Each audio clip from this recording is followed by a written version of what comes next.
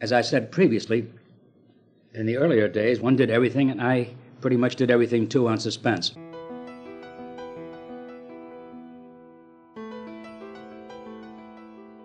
I chose the stories. I indicated the stars I wanted to the agency. I did not ever submit a script for approval. They went to the client as a matter of general legal protection against salacious literature or whatever of that kind might have been involved, which of course there never was. But at no time did anybody ever call me and say, gee, on page 7 I wouldn't say this, or I don't think you ought to have a Catholic nurse as the villain, or any of that kind. And no star was ever given a script for approval. They trusted me, and I was very gratified and very lucky. The only possible thing might be, in a special case, let us say if your sponsor was Roma Wines, it was just not good manners to have a whole show about a wino who killed 7 people. Aside from that, I don't know of any kind of stories that I would have avoided because of the agency or the network officials.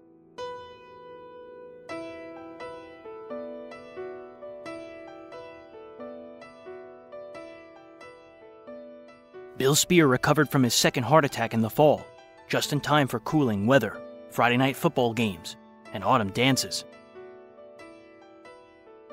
While Suspense aired all year round, it was perfect for brisk evenings. With Spier's musical aptitude, a swelling orchestra had become a Suspense staple. Gluskin and Lucien Morawek worked together to produce and conduct haunting functional scores. Morawek told Radio Life that Spier was the most musically adept radio director he'd ever worked with. The music was done entirely by me with the composer, who in the case of Suspense was Lucien Morawek for a great deal of the time, and the conductor, the great Gluskin. I sat with the composer, and even at my piano, as I do know music better than I know most things, and indicated every single attitude, every single punctuation, every single climax, every single up and down, every single time lapse, the coloring and nuancing of the music, which to me is inseparable from good dramatic radio, and is to me an utterly neglected art in television where everything sounds the same.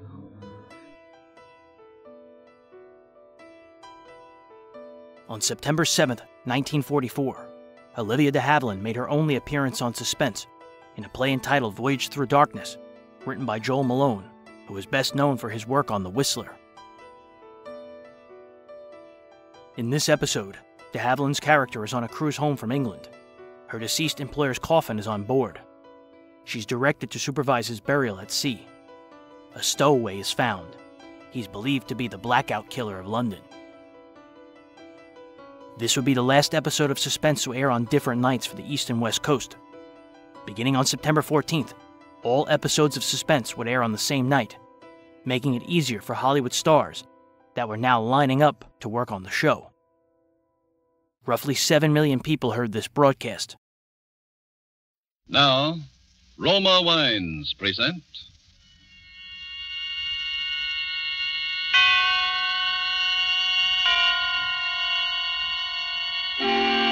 Suspense.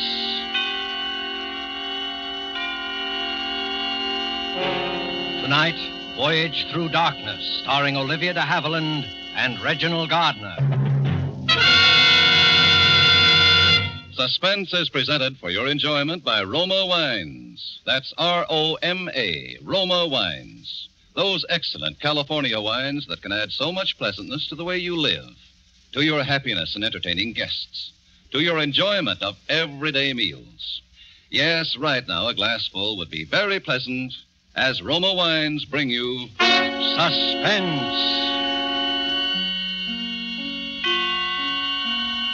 This is the Man in Black, here for the Roma Wine Company of Fresno, California. Tonight from Hollywood, we bring you the distinguished American leading lady of the screen, Miss Olivia De Havilland. Miss De Havilland appears as a girl named Judith Webster, who found herself embarked upon a journey into darkness. Traveling with her on this perilous voyage is that suave and debonair actor, Mr. Reginald Gardner. And so with the performances of Mr. Havilland and Mr. Gardner in this sea-going adventure play, we again hope to keep you in suspense.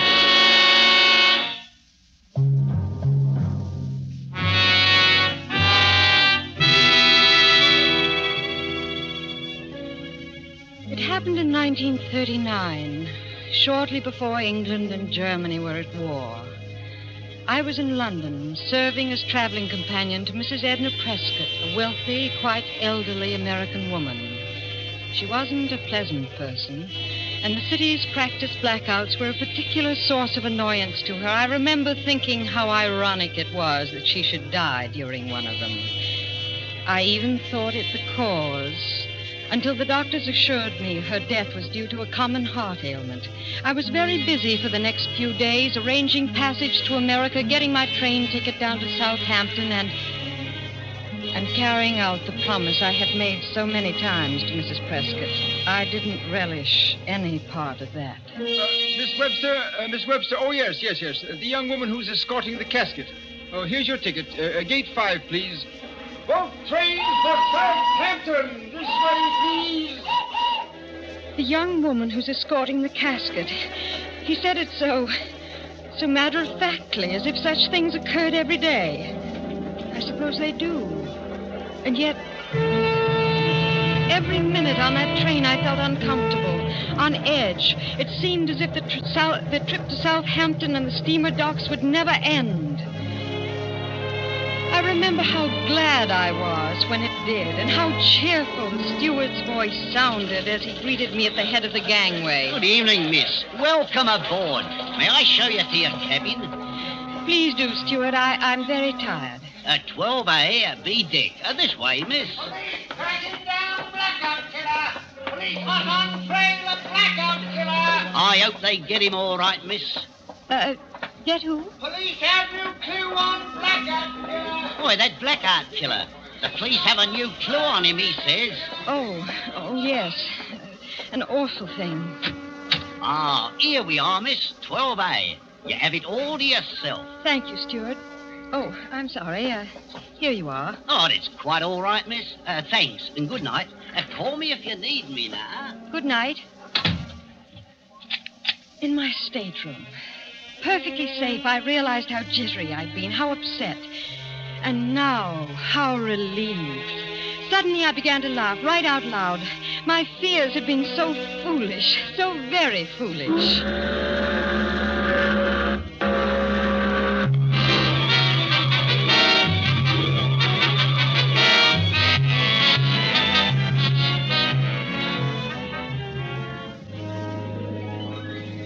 An hour later, I went out on deck.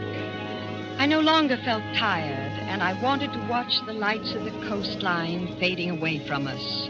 I was standing near the aft rail, quietly looking out across the water, when he first spoke. Beautiful, isn't it? Oh. I'm sorry. Did I frighten you? Oh, yes. Yes, you did. I didn't realize there was anyone near that lifeboat. Well, I'm sorry. I was sure you saw me. I never would have... Well, it's all right, really. I've been nervous tonight anyway. I'm not always so jumpy. What you need is an ocean voyage. Maybe that's it. Were you watching the shore lights? Yes, and I never did answer your question. They are beautiful. Very. And the sea alone is beautiful. She has moods, you know, just like a woman. Gentle sometimes and soothing, then suddenly flying into a rage and dashing things to pieces. And then quieting right down again. That's right. I see we feel the same about her. Does she frighten you sometimes? The same way women frighten me. Oh? I mean, when I don't understand them. Well, I thought it was the general male consensus that we weren't supposed to be understood. Only loved. Isn't that the rest of it? Something like that. Anyway, it's a philosophy I disagree with. That's refreshing. Ah, the lady is amused. Oh, not at all. It's just that the lady detects a bachelor. Because I have a mind of my own? Well, that's one good clue. Well, listen to me. I'm lecturing to you as if I believe that bit of triteness ends up as if I'd known you all my life. Now, wait a minute. There's another which makes it perfectly all right. It's that shipboard friendships last forever business. However, my name is Alan Bruce. Yours? Judith Webster. Miss or... Miss. Good. Well, we got through that. Quite nicely. You suppose we could get through a dance? There's music in the salon. Well, there's no longer any view of the shore lights. However, you did say the sea alone was beautiful. I was so wrong. There's nothing as monotonous as all that water. It is kind of flat. Yes, well, let's trade it for champagne, shall we? Be with you in a minute. Where are you going? Well, just over here. Wanted to do the skipper a little favor. What is it? Oh, the lifeboat cover.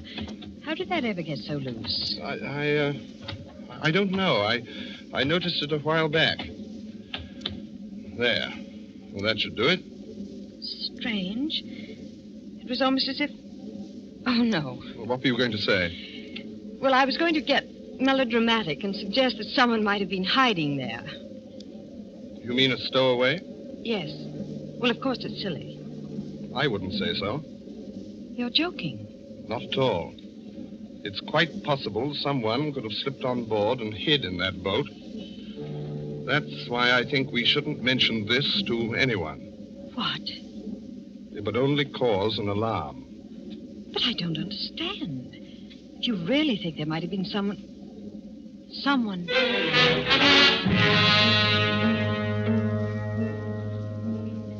I shall never forget that moment and the thoughts which went racing through my mind. My nervousness on the train, those horrible headlines about the Blackout Killer that newsboy had shouted an hour before, Alan's strange attitude about the lifeboat, the whole unpleasant nature of this voyage, and my promise to Mrs. Prescott. I wanted to turn and run, wanted to cry out, but somehow I couldn't. It was like a dream when you can't move. And then the darkness was swept away, and I was no longer dreaming. I was in Alan's arms dancing. There were laughing, carefree people all about us, and the ship's salon was so bright and friendly.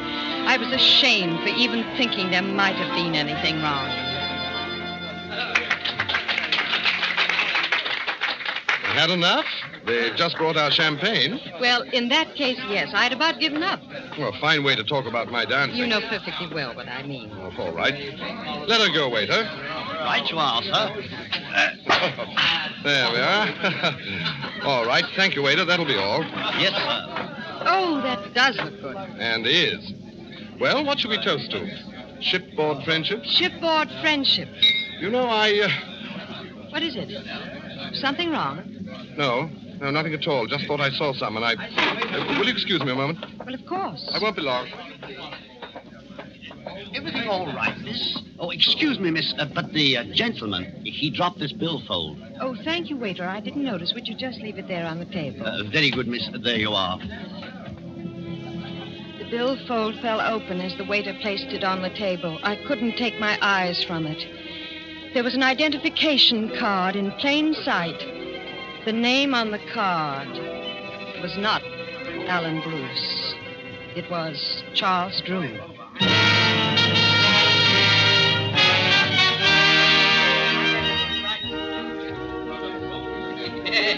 Sorry to have run off that way. I never should have.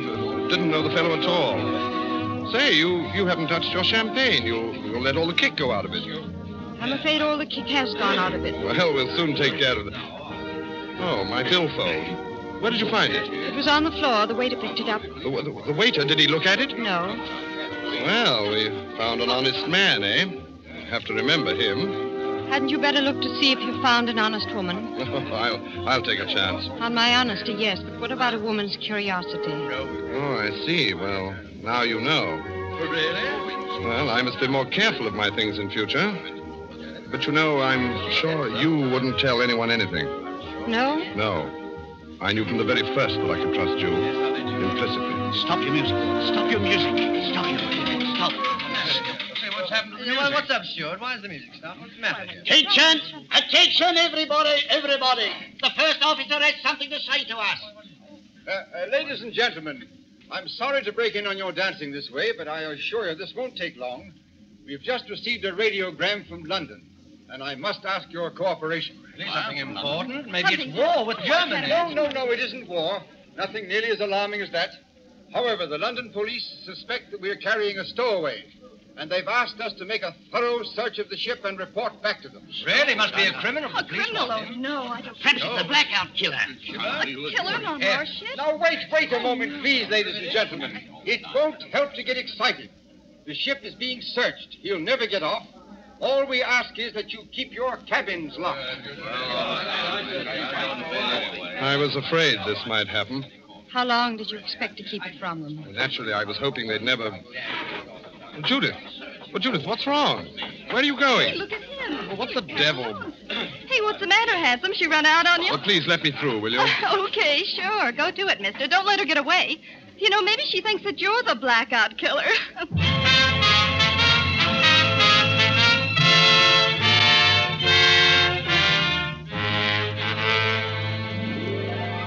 Tonight for Suspense, Roma Wines are bringing you Olivia De Havilland and Reginald Gardner. You have heard them in the first act of Voyage Through Darkness by Joel Malone, tonight's tale of suspense.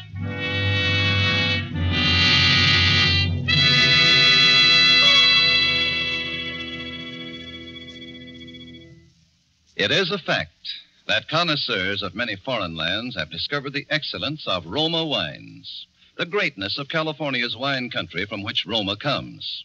But millions of Americans also know these things and have made Roma by far the most popular, the largest selling of all America's wines. Here at home, Roma wines are truly inexpensive. For only pennies a glass, your meals, your entertaining, can have the added delight of superb Roma wines. You will find them constant in quality, of unvarying excellent taste and character. Fine products of age-old winemaking skill, perfected by modern knowledge. To start enjoying this really fine wine yourself, simply place on the table with dinner tomorrow a well-chilled bottle of hearty, ruby red Roma California Burgundy. Don't worry about what the meal is or what glasses you have handy. You'll be delightfully surprised at how much extra enjoyment you get from your meal. How Roma wine makes even the simplest meal a feast. Enjoy Roma wines anytime with meals when entertaining. It's the easy, inexpensive way to make a big hit with guests and with the family. Be sure to ask your dealer for R-O-M-A, Roma wines, made in California for enjoyment throughout the world. And now it is with pleasure that we bring back to our soundstage Miss Olivia De Havilland and Mr. Reginald Gardner as they continue Voyage Through Darkness, a tale well calculated to keep you in suspense.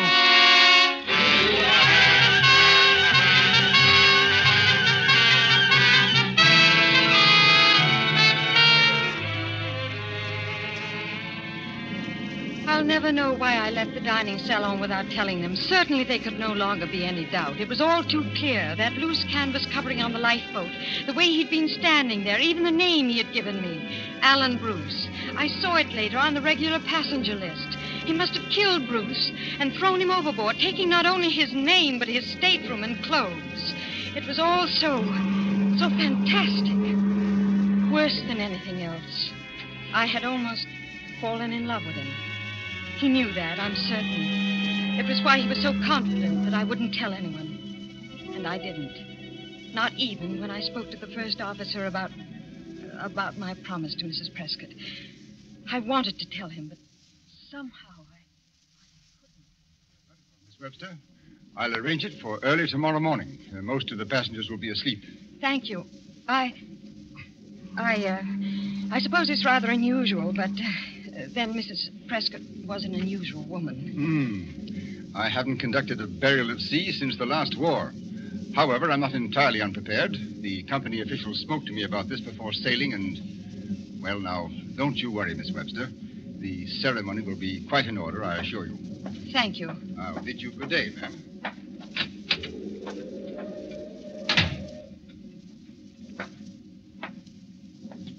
I wish you hadn't done that.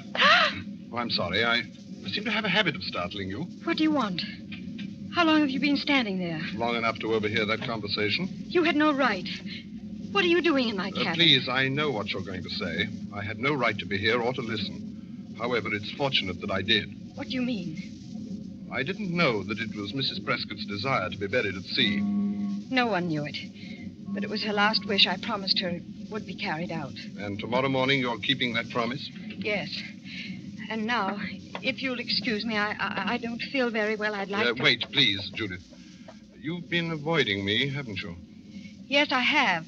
I hope it's only because you've been upset. About Mrs. Prescott, I mean. That's one reason. Oh, I'm sorry. I almost thought we were beginning to, to become very good friends. You know, you're the only person on board whom I can trust. You're very sure about that, aren't you? Of course. You know who I am and what I'm doing on this ship, and yet you've told no one. I've wanted to. I know. Women were never meant to keep secrets. However, I'm going to ask you to keep one more.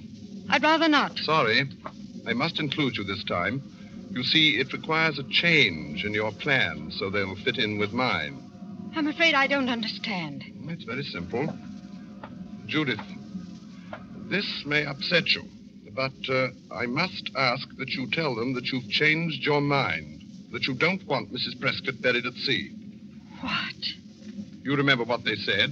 Even if they couldn't find the stowaway, he'd never get off the ship. Well, he could get off very easily if you'd allow him to take Mrs. Prescott's place in that casket. What, in that casket? Yes. Clever, eh? Clever? Well, not every man would think of it. Simple as it may seem, everyone searching the ship, questioning each passenger, and all the while the man they were seeking would be safe inside the casket.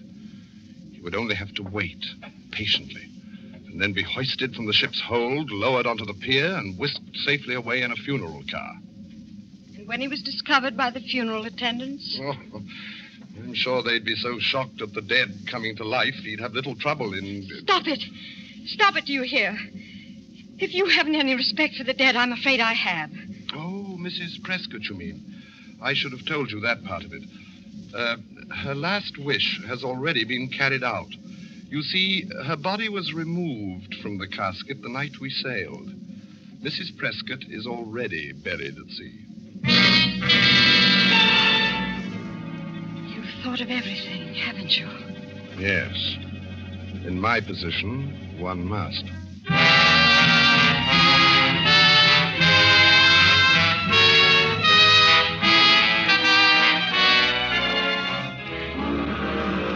I remained in my cabin all that day and the next. I was afraid to see him again.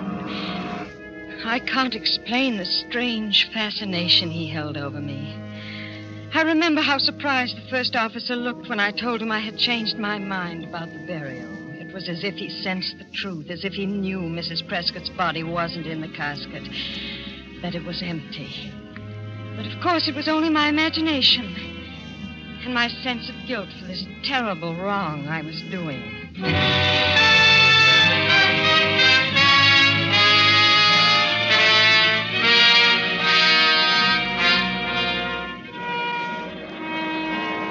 When we sailed into New York Harbor, I went out on deck.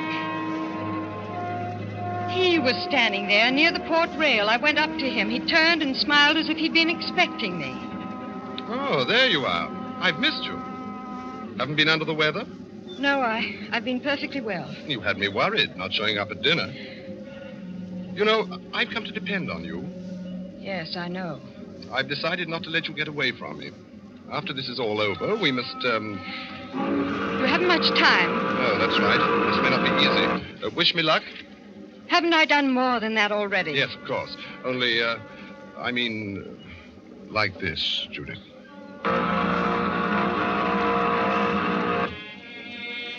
As suddenly as he had taken me in his arms, he released me, and I remained there by the rail as he hurried away. I watched as the ship moved on into the harbor under the guidance of the tugboats with their shrill, insistent little whistles. I listened to the shouts of the crew and longshoremen. Soon we were alongside the pier. All ashore is going ashore. And the steward was shouting from the head of the gangway, and then I saw it. The casket. They were lowering it toward the pier. There was a car waiting, a long black car, and suddenly I realized what I had done, what a fool I had been, what a cowardly, frightened little fool. Wait! Stop them! Don't let them take it! Don't let them! Wait, please! You mustn't touch that casket. There's something wrong. Huh? Hey, what's the matter with you, lady? Get out of the way, will you? But there's a man in there alive. He's hiding. Sure. Hide and go seek he's played in the coffin. Go on, lady. We got work to do. Slam those rear doors tight, Ed. Please, you must listen to me. If you won't, I'll call the police. Someone has got to stop him. Did I hear you call for the police? Oh, yes, these men won't listen to me, but there's a man hiding in this casket. Of course there is. We put him in there, Judith. What did you say? I said we put him in there. Or rather, we let him walk right into our trap. Wait a minute. Are you trying to tell me there's someone else inside that casket? Well, surely you're not trying to say that you thought I was in there. But who else? Who else? Why, the Blackout Killer, of course. Then he's getting away. You're letting him get away. No, Judith. No. Those men know who's inside that casket. And they know right where to take him. Take him? You know, Judith, for someone who helped plan this entire thing, you're acting very strangely. I'm acting strangely? It's almost as if you didn't know who I am at all. I don't. What? I said I don't know you. I still don't. But the night I dropped my billfold, I thought surely you... All I learned that night was your real name, Charles Drew. You mean you didn't look at the rest of my papers? Certainly not. But that's amazing. Say, you are different. Yes, and I suppose you're the everyday run-of-the-mill type.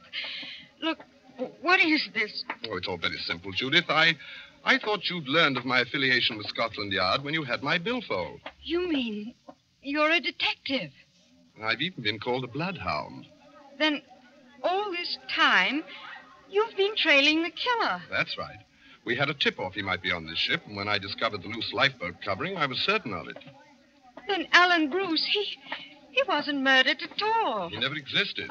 Just a name I was using. Good Lord, Judith, you know detectives never travel under their own names. It just isn't done. No, everything has to be done the hard way. I suppose that's why you just didn't find the killer and arrest him on board. Oh, no, hardly. You see, I couldn't find him. Searched the ship from top to bottom.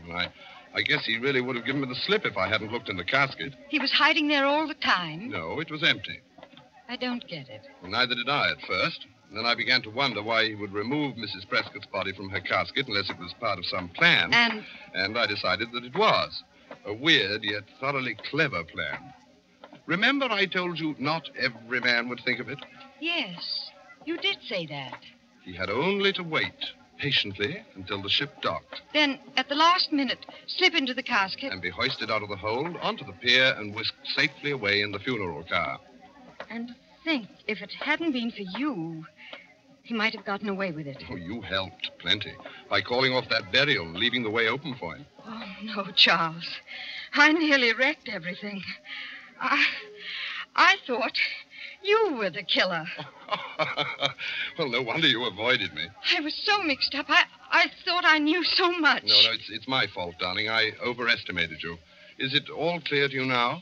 Well, No, that is, it's clear about how, well, the killer and the casket, but I don't know whether... What? You mean about the lifeboat and... No, about you. I'm not clear whether or... You mean whether or not I'm really Scotland Yard? Well, I am. You can really... No, I'm just not sure whether... But, Judith, there's nothing else. Oh, except, of course, that I love you, and... What was that again? I said I love you. How can I be sure? Judith, darling. Oh, Charles. That makes it very clear.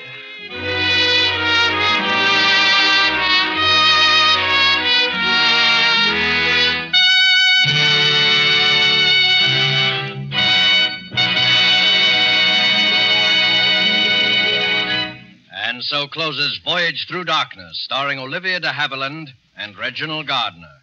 Tonight's study in Suspense. Suspense is produced and directed by William Spier. If you are one who does not yet know how much and how delightfully Roma wines add to your meals, well, let me urge you not to miss out any longer on such a treat as this. There's nothing complicated about it.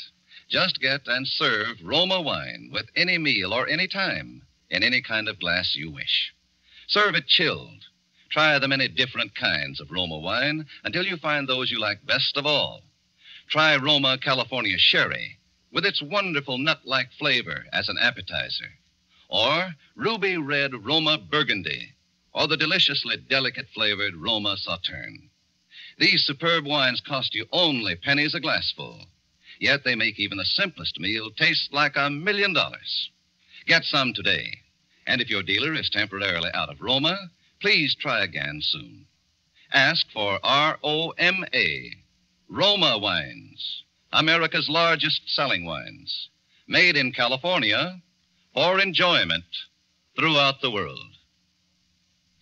This is Olivia De Havilland. I have certainly enjoyed appearing here tonight on Suspense, which is a program I've admired for a very long time. Our government has asked us to bring to the attention of women listeners a very important message.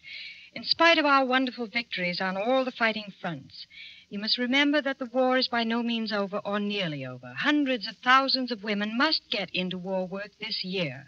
You're desperately needed, both because you are admirably fitted for these jobs and because you represent the only adequate source of labor to replace the men in the armed forces and in the heavy war industries. Make a realistic appraisal of your household duties and your state of health. Talk it over with your family and with friends who are now employed in war work or in one of the branches of the women's armed services. If you are still in doubt after analyzing the situation, go to the United States Employment Service Office and ask for information about the kinds of full-time or part-time jobs for which you are best suited. We cannot stress too highly how vitally necessary your immediate action can be. And here is a thought for everyone. 6 million Americans are fighting overseas. Here at home, let us all remember that until final victory everywhere, winning the war still comes first with every last one of us. Reginald Gardner appeared through the courtesy of 20th Century Fox, producers of Darrell F. Zanuck's Wilson. Next Thursday, same time, Joseph Cotton will be your star of Suspense. Presented by Roma Wines, R-O-M-A, made in California for enjoyment throughout the world.